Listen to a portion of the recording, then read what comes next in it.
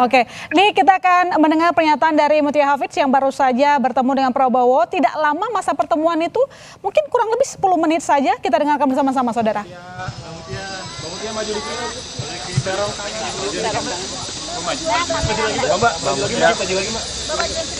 Gimana nabrak? Mundur.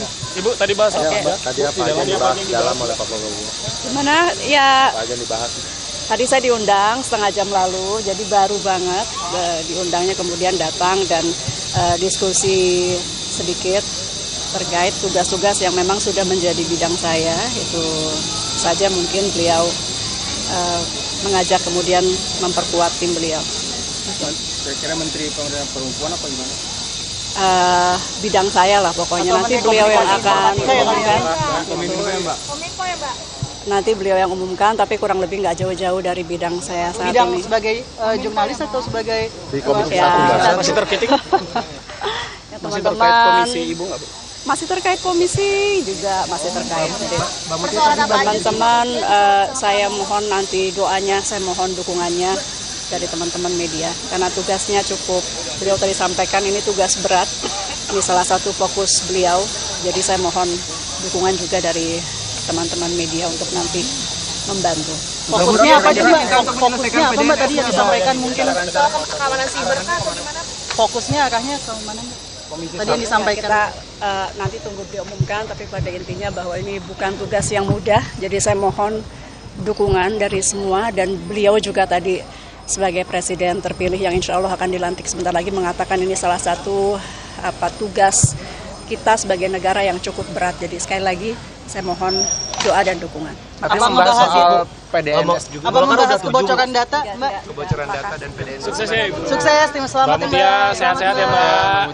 Mas Ujang, Mutia Hafidz mengatakan berdiskusi sesuai dengan bidangnya, artinya di Komisi 1 ada pertahanan, ada luar negeri, komunikasi dan informatika, dan juga intelijen. Menurut Anda, karena tadi kan kita lihat ada perwakilan dari Kementerian Pertahanan juga dipanggil malam ini, mungkinkah Mutia Hafidz kembali atau kemungkinan ada di posisi di Kemenhan?